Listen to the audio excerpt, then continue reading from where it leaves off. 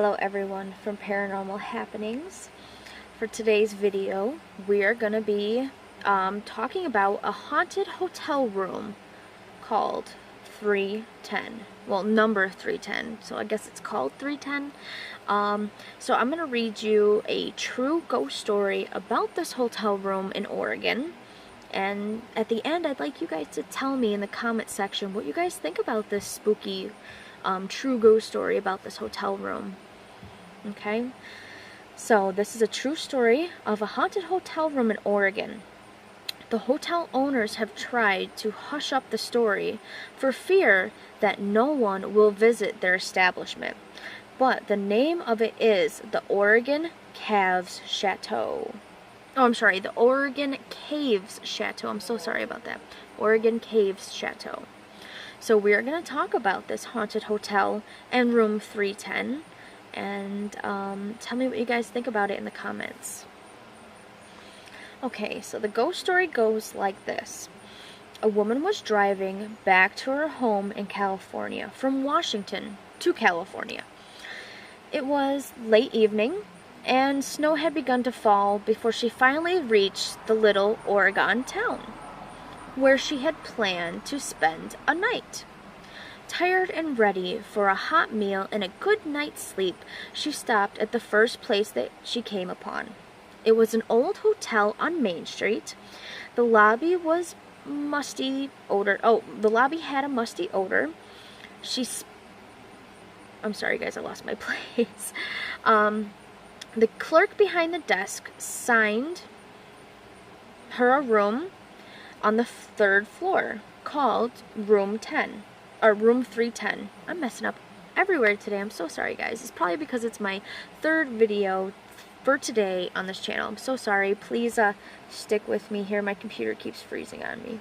But anyways, so let me just explain to you what I just read.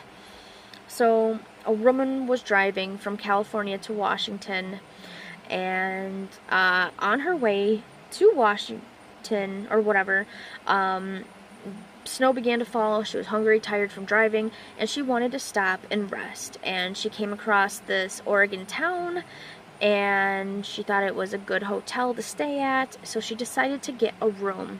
And the room that was given to her was on the third floor, room 310. So let's keep reading. An elderly bellhop helped her with her luggage. As soon as the door was opened, a blast of hot air struck the woman full in the face. With the hot air came something else, something she could not define, but filled her with dread. It was heavy and depressing.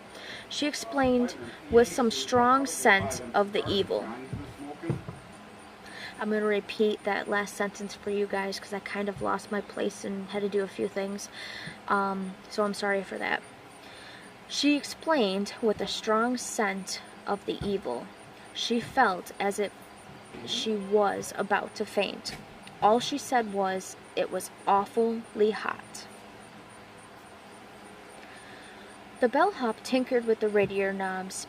Then he opened the window and left. The room began to cool off, but the feeling of despair and dread grew stronger. It centered on the open square of the black window space. The terror seemed to speak in her mind. She thought she could sense a voice whispering to her, compelling her to do something terrible. Go to the window, it said. Throw yourself out. She could not see to resist the urge to jump out of the window to what she knew would be her certain death. She clawed at her bedsheets, trying to refrain herself from walking towards that open window. Terrified, the woman eventually summoned the strength and crawled out of the room. She rushed down to the lobby and shouted to the staff that she could no longer stay in that room a minute longer. She explained, I was sure that if I stayed the night, I'd be dead by morning. She was petrified. The money she had already paid just to leave. But she went. The clerk never asked what was wrong or if she wished to try another room. He returned to the full cash amount. Oh, he returned her the full cash amount. So that was nice that they gave her back her money.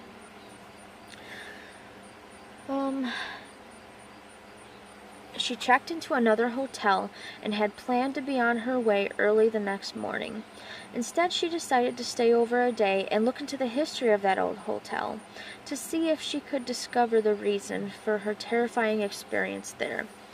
She visited the local library to make a few inquiries. An elderly librarian behind a desk said, "I'm just wondering," the woman said, "did anything shocking ever happen to you in that old hotel?" The librarian looked at her strangely. "How did you come upon that bit of history?" she asked. It took the hotel a long time to squish the story. The librarian went on to tell what had happened. One evening, back in 1948, a couple checked into that hotel as Mr. and Mrs. Oscar Smith.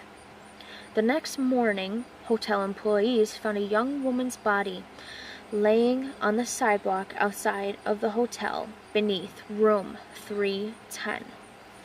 The man who had assigned her and her husband, reserved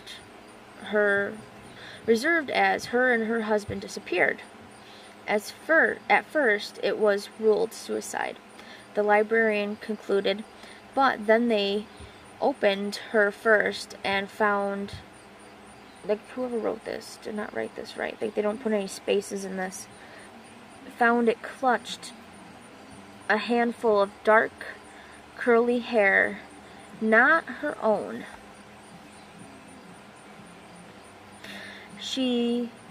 So they made a search for the murderer, but he was never found. By the way, the librarian suddenly added, "It isn't that a coincidence? It all happened on November 5th, 40 years ago today." So, that was the story. I'm sorry for the mess-ups.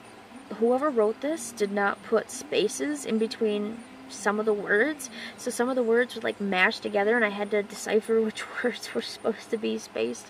I think they were just in a hurry when they wrote this, so please excuse that. But I hope you guys enjoyed this short story about the hotel, what is it called? In Oregon, called the Oregon Caves Chateau. Now, would you go to that hotel, which is a real hotel? And would you stay in room 310? I would. Would you? Let me know in the comment section below. Other than that, guys, please like and subscribe for more videos. And please share so others can see. And please comment if you have any questions, concerns, or if you'd like me to read a legend or a spooky story, or if you have a paranormal game you'd like me to play, just let me know in the comments below, and we'll see you guys in the next video. Bye.